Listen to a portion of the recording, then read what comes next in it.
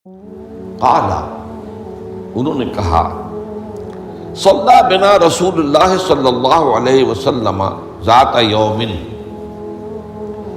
ایک دن حضور نے ہمیں نماز پڑھائی، امامت فرمائی، ثم اقبل علینا بوجہہ، پھر اپنا چہرہ اپنا رخ ہماری طرف کر کے آپ نے گفتگو شروع کی، فوعظنا موعظۃ بلیغۃ،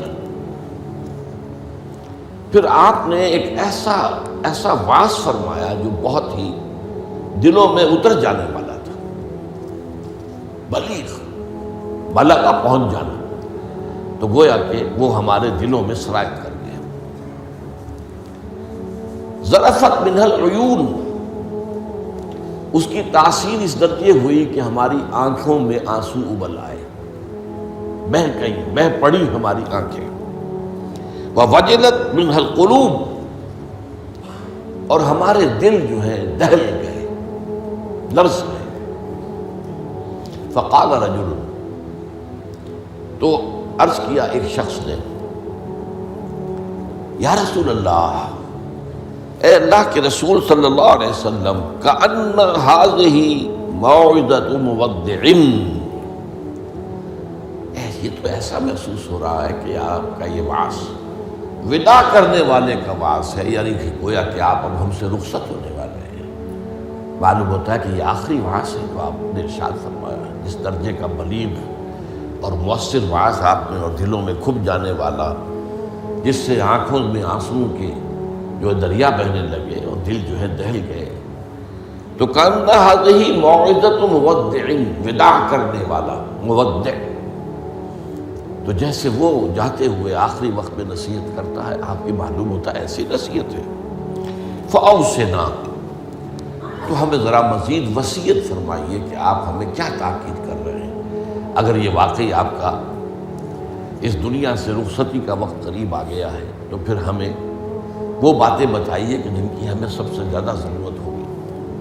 اب یہاں سے حضور کا قول شروع ہو رہا ہے۔ فقال، حضور نے فرمایا، اوصیکم بتقوی اللہ،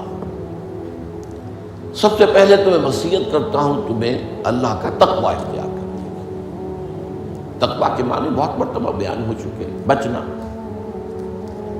اور یہ تقوی ایک دنیا کا ہے، ایک آخرت کا ہے۔ دنیا میں معصیت سے بچنا، گناہوں سے بچنا، اللہ کی نافرمانی سے بچنا، شریعت کے حدود سے تجاوز کرنے سے بچنا، یہ بچنا ہے، بچ کر چلنا۔ جیسے کہ کسی گھنے جنگل میں سے گزرنا پڑے انسان کو، اور وہاں کوئی پگڈنڈی بھی نہیں، کوئی راستہ بنا ہوا نہیں، اونچی اونچی گھاسیں اور درخت ہیں، اور اگر وہ امیزون کا ٹاس ہو یا کانگو کا ٹاس ہو تو درختوں سے لٹکے ہوئے بھی سانپ موجود ہوتے ہیں۔ تو اب ظاہر بات ہے کہ آدمی کس طرح چوکنا ہو کر پھونک پھونک کر قدم رکھے گا، کہیں ایسا نہ ہو کہ کوئی سانپ کنڈلی مارے بیٹھا ہو اور میرا پاؤں اس پر پڑ جائے، یا اور کسی موذی جانور کا کوئی بھٹ ہو، کوئی بل ہو اور اس میں میرا پاؤں پڑ جائے۔ تو یہ بچ کر چلنا کہ لو سانس بھی آہستہ کہ نازک ہے بہت کام، آفاق کی اس کارگاہ شیشہ گری کا، ہر سانس کا لحاظ رکھو۔ تو سب سے پہلے تو اوصیکم بتقوی اللہ، نمبر 2 والسمع والطاعۃ، ایک نظم جماعت جو ہے، تمہاری اجتماعیت، صاحب باتیں میرے بات خلافت ہوگی۔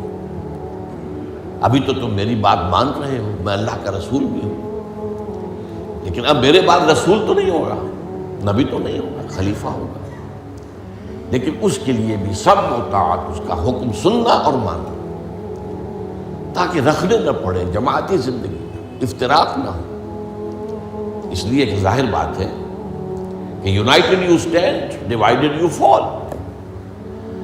جب ڈویژن ہو جائے، اختلاف ہو جائے، تو پھر ظاہر بات ہے زوال آ جائے گا، اور یہ ہوا ہے۔ حضرت عثمان رضی اللہ تعالیٰ عنہ کی شہادت کے بعد سے وہ ڈویژن ہو گئی، شیعان عثمان، شیعان علی، اور پھر آپ کو معلوم ہے خانہ جنگی ہوئی۔ حضرت علی رضی اللہ تعالیٰ عنہ کا جو پورا عہد خلافت جو ہے وہ خانہ جنگی کی نظر ہو گیا۔ 1 لاکھ کے قریب مسلمان جو ہے ایک دوسرے کی تلواروں اور تیروں اور نیزوں سے ختم ہو گئے۔ تو ظاہر بات ہے کہ پھر زوال تو شروع ہو ہی جانا تھا۔ فرمایا والسمع والطاعۃ وإن كان عبدا حبشيا، خواہ تمہارا خلیفہ تمہارا امام چاہے ایک حبشی غلام ہو، یہ نہ سمجھنا کہ تم برتر ہو، اعلیٰ ہو، وہ ادنا ہے، وہ گھٹیا ہے، نہیں، حبشی غلام بھی ہو تو فإنه من يعش منكم بعدي فسيرى اختلافا كثيرا، اس لیے کہ تم میں سے جو بھی میرے بعد زندہ رہے گا وہ بہت کثرت کے ساتھ اختلاف دیکھے گا کہ مسلمانوں میں اختلاف ہو جائے۔ اختلاف تو حضرت ابوبکر کے زمانے بھی ہوا، بس بات ہو گئی، اختلاف رائے ہو گیا، پھر فیصلہ ہو گیا، پھر سب عمل کر رہے ہیں۔ ایسا تو کبھی ہو ہی نہیں سکتا انسانی معاملات میں کہ اختلاف نہ ہو، لیکن اختلاف میں شدت ہو جائے، میری بات لازماً مانی جائے، یہ وہ چیز ہے اعجاب کل ذی رائے برائے ہی، کہ ہر شخص جو صاحب رائے ہے وہ اپنی رائے پہ اڑ جائے اور اسی کو اچھا سمجھے، تو پھر جماعت کیسے چلے گی؟ جماعت میں تو ظاہر بات ہے کہ کثر و انکسار کرنا پڑتا ہے، اپنی رائے کو پیچھے ڈالنا پڑتا ہے، امیر کی رائے کو ماننا پڑتا ہے۔ تو فرمایا فَإِنَّهُ مَن يَعْشُ مِنكُم بَعْدِي فَسَيَرَىٰ اخْتِلَافًا كَثِيرًا۔ اب وہ آیا جو اس موضوع سے متعلق ٹکڑا ہے، فَعَلَيْكُمْ بِسُنَّتِي وَسُنَّتِ الْخُلَفَاءِ الرَّاشِدِينَ الْمَهْدِيِّينَ، تو تم پر واجب ہے کہ میری سنت کو پکڑے رکھنا اور میرے خلفائے راشدین کی سنت کو پکڑے رکھنا، یہ تاکید، ان کی سنت کو مضبوطی کے ساتھ تھامے رکھنا۔ المہدیین، یہ جو خلفائے راشدین ہوں گے یہ مہدی ہوں گے، مہدیین ہدایت یافتہ ہوں گے۔ تمسکوہا وعضوہا بالنواجذ، دیکھو میری سنت کو اور میرے خلفائے راشدین کی سنت کو اپنے دانتوں سے پکڑ کر رکھو۔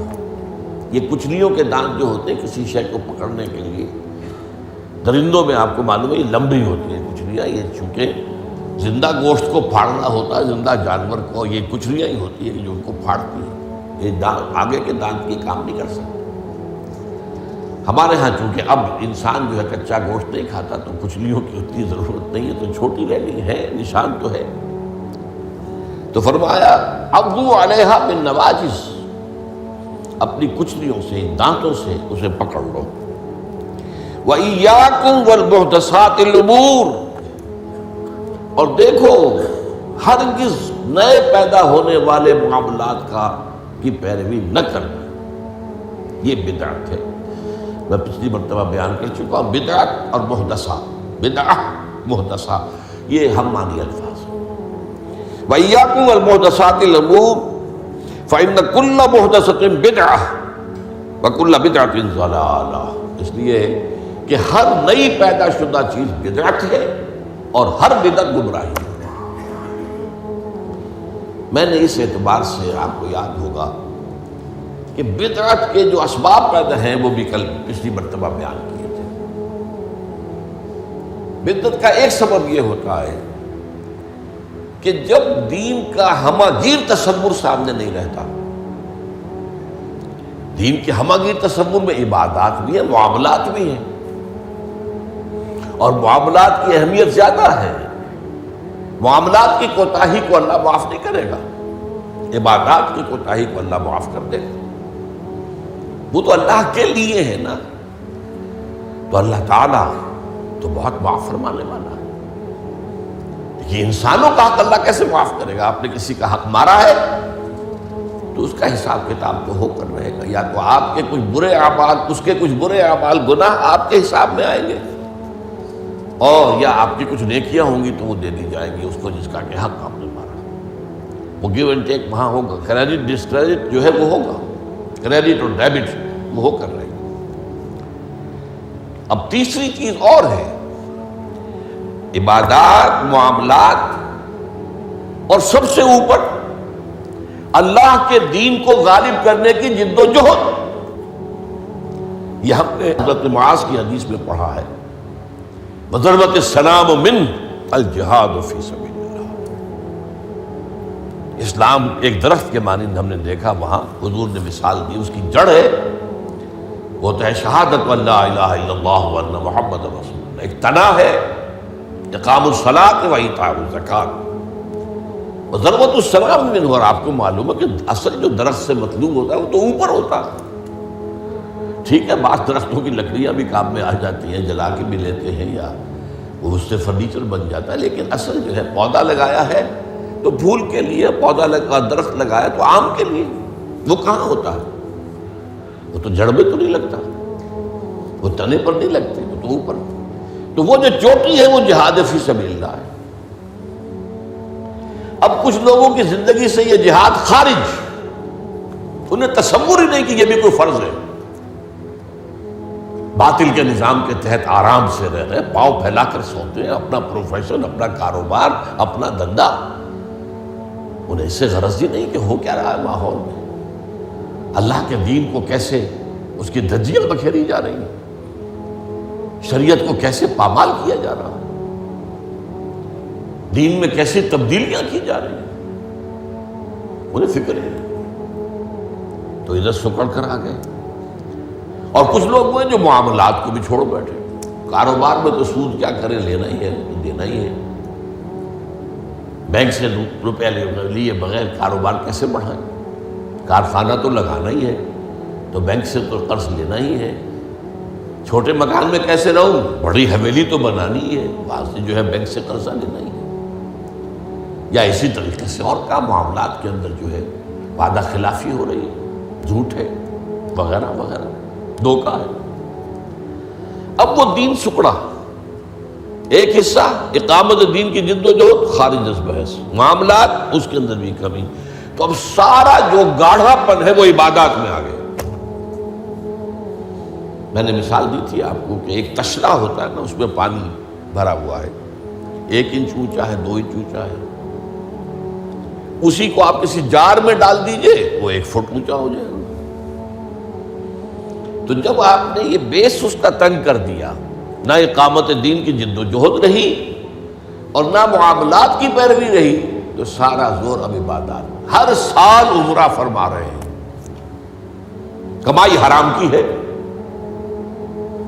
کچھ لوگ ہیں بڑے فخر سے کہتے ہیں ہر سال حج کو جاتا ہوں، اور میرا مصلی مقرر ہے پہلی صف کے اندر، وہاں شرطوں کو رشوت دیتے ہیں اور وہ ان کے مصلی محفوظ رکھتے ہیں،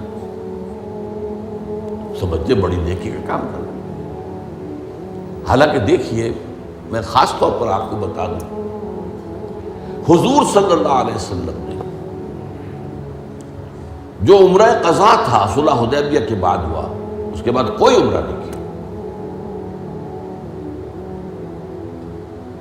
سن 8 ہجری میں مکہ فتح ہو گیا، اس کے بعد تو آپ بادشاہ تھے، اب کون روکنے والا تھا؟ کوئی عمرہ نہیں کیا۔ وہ ساری جد و جہد دین کو غالب کرنے کے لیے ہو رہی ہے، آپ کا سارا وقت اس میں لگا ہوا ہے۔ پھر حج نہیں کیا، سن 8 میں رمضان میں مکہ فتح ہو چکا ہے، آپ حج کر سکتے تھے، سن 9 میں بھی نہیں کیا۔ قافلہ جو ہے حجاج کا وہ بھیج دیا، مدینے سے روانہ کر دیا، حضرت ابو بکر کو امیر الحج پر خود دی گئی۔ صرف ایک حج ہے، وہ آخری حج جسے ہم حجۃ الوداع کہتے ہیں۔ اس سے سمجھنا چاہیے ریشیو پروپورشن دین میں کیا ہے، واٹ از واٹ، کس چیز کی کیا قدر و قیمت ہے، کون سی چیز کتنے درجے میں مطلوب ہے۔ یہ جب جو ہے جیسا کہ میں نے کہا یہ دین کا تصور سکڑے گا تو عبادات، اور یہ عبادات خلوص کے ساتھ ہو رہی ہوں گی، اور ان عبادات کے اندر تشدد بھی ہوگا اپنے اوپر، اور مبالغہ ہوگا، بڑھاتے چلے جائیں گے، اور یہاں تک کہ اس میں بدعات ایجاد ہو جائیں گی۔ اب خاص طور پر شب برات، پندرہویں شب، بہت جو ہے عبادت کر، باقی تو جو کچھ ہوتا ہے اس کو تو چھوڑ دیجیے، آتش بازی ہوتی ہے یا کچھ اور جو ہنگامہ ہوتا ہے، جو جشن، یہ تو کچھ سرے سے دین سے کوئی سروکار ہے ہی نہیں۔ لیکن خاص طور پر اس رات کو مقرر کر لیا، حالانکہ کوئی قوی احادیث موجود نہیں ہے۔ اسی طریقے سے معراج کی شب، وہ ساری چیزیں کیوں ہو رہی ہیں؟ اس لیے کہ عبادات کا جو معاملہ ہے پوری توجہ ان پر مرتکز ہوتی ہے۔ اچھا، دوسرا مسئلہ کیا ہوتا ہے؟ عبادات میں بھی ایک ہے ان کا ظاہر رسم، ایک ہے باطن روح۔ ایک نماز کا ظاہر ہے، فقہی طور پر آپ نے بالکل صحیح نماز پڑھ لی، صحیح وضو کیا، پھر اس کے بعد آپ نے تکبیر تحریمہ کہی، ہاتھ اٹھائے، باندھ لیے، سنا پڑھی، فاتحہ پڑھی، کچھ اور قرآن کا حصہ پڑھا، پھر رکوع میں گئے، تسبیحات کی، پھر کھڑے ہو گئے، پھر سجدے میں گئے، پھر بیٹھے، پھر سجدے میں گئے، پھر اٹھ کھڑے ہوئے۔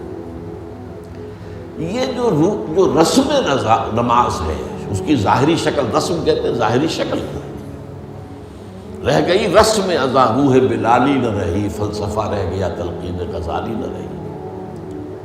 اب اگر اسی پر توجہ مرتکز ہو جائے گی تو روح دین کی طرف سے توجہ ہٹ جائے گی۔ اس ظاہر کے بارے میں تو بڑی نیند میخ ہوگی، چھوٹی چھوٹی باتوں کے اوپر اختلاف ہو جائے گا، من دیگرم تو دیگری، یہ کیا کیا تو نے؟ آمین زور سے کہہ دیا، یہ ہماری مسجد میں آیا کیسے تو؟ آئندہ جرات نہ کرنا، ٹانگیں توڑ دیں گے۔ یہ کیا رفع یدین کر رہے ہیں؟ چھوٹی چھوٹی چیزیں، بڑی چیزیں سب ہضم، لکڑ ہضم، پتھر ہضم، سود ہضم، جھوٹے کاروبار سے آنے والی آمدنی ہضم، یہ اختلافات ہضم نہیں ہوتے۔ اس میں پھر رسومات کا اضافہ ہوگا، رسومات پر رسومات، رسومات پر رسومات۔ اب اسی کی ایک مثال ہے، شادی بیاہ کے لیے رسمیں کتنی ہو گئی۔ ہم نے تحریک شروع کی، اللہ کا شکر ہے، کچھ چرچا ہے۔ بھائی نکاح مسجد میں کرو، لڑکی والوں کے ہاں کوئی دعوت طعام اس کا ثبوت نہیں ہے۔ دعوت طعام ایک ہے اور وہ دعوت ولیمہ ہے لڑکے کی طرف سے، اس کا گھر آباد ہوا ہے، وہ اپنی خوشی منائے، سیلیبریٹ کرے اپنے دوستوں، یہ ثابت ہے، اس کی تاکید ہے۔ باب الولیمہ حدیث کی کتابوں کے اندر پورا باب ہے، باقی اور کوئی نہیں۔ اب یہ ہمارے ہاں بارات چڑھ رہی ہے اور پہلے سرا بن رہا ہے اور پھر وہاں کچھ پیسے پیش کیے جا رہے ہیں، پھر وہ بارات گئی ہے جتھا بن کر، اور وہ لڑکی والوں کے ہاں جو ہے وہاں نکاح ہوا ہے اور وہاں پھر وہ جو کھانے کھائے جا رہے ہیں، ان میں جو آپ کو معلوم ہے اسراف ہو رہا ہے، جو کھانا جو ہے برباد ہو رہا ہے جس طریقے سے کھاتے ہیں، یہ ساری چیزیں۔ اور پھر کتنی دعوتیں ہوتی ہیں، مہندی کی دعوت ہو رہی ہے، مہندی کی رسم ہو رہی ہے، ابھی تو تاریخ لینے جا رہے ہیں لڑکی والوں کے ہاں، وہ دعوت ہو رہی ہے، جشن ہو رہا ہے۔ پر ہوتا کہاں ہے یہ؟ جن لوگوں کی حرام کی کمائی جو ہے، جن کے پاس انبار اس کے ہیں، وہ اپنی دولت کے اظہار کے لیے یہ سارے کام کرتے ہیں، اور اس کا نام تبذیر ہے قرآن مجید کی اصطلاح میں، تبذیر۔ ان المبذرین کانوا اخوان الشیاطین، یہ جو پیسے لٹانے والے ہیں اپنے نام و نمود کے لیے، شہرت کے لیے، دکھاوے کے لیے، یہ شیطانوں کے بھائی ہیں۔ نتیجہ کیا نکلتا ہے؟ آپ کے پاس تو دولت کے انبار تھے، آپ نے کیا، ایک غریب آدمی کی مصیبت ہو گئی، وہ کیا کرے؟ میری بیٹی کیا کہے گی؟ میری شادی پر میرا باپ یہ بھی نہیں کر سکتا۔ وہ کھاتے پورے کرتے ہیں جس طرح بھی ہو، کچھ بھی، کہیں حرام سے کمائیں، کہیں چوری کریں، کہیں ڈاکہ ڈالیں، کہیں رشوتیں لیں، جس کے ہاں چند بیٹیاں ہو جائیں اس کی نیندیں حرام ہو جاتی ہیں۔ جبکہ اسلام کا اصول یہ ہے، شادی میں لڑکی والوں کا ایک پیسہ بھی خرچ نہیں ہونا چاہیے، مہر لڑکا دے گا، محفل نکاح میں چھوارے لائے یا کچھ اور لائے، ٹافیاں لائے، کوئی چائے منہ میٹھا کرانے کے لیے لڑکا لائے گا، ولیمہ لڑکا کرے گا، لڑکی والوں کو تو خرچ ہی نہیں، نہ جہیز کا کوئی تصور اسلام میں۔ لیکن ہمارے یہاں سارا معاملہ الٹا ہے۔ تو یہ ہے اصل میں جو اسباب ہوتے ہیں۔ اس میں نے ایک چیز آپ کو اور بتائی تھی، جہاں کوئی بدعت آئے گی وہاں سے کوئی سنت غائب ہو جائے گی۔ حدیث سنانے سے رہ گئی تھی، ما احدث قوم بدعۃ الا رفع مثلها من السنت، رواہ احمد رحمہ اللہ۔ کوئی قوم بھی کوئی بدعت ایجاد نہیں کرتی مگر یہ کہ اس کی جگہ سے سنت اٹھ جاتی ہے۔ جدوں کافر اسی پچ ہو گیا، پھر تسبیح مصلا کی کرنا، اساں ظاہر نوں رب منیا اے، باطن دا اللہ کی کرنا، اساں ظاہر نوں رب منیا اے، باطن دا اللہ کی کرنا۔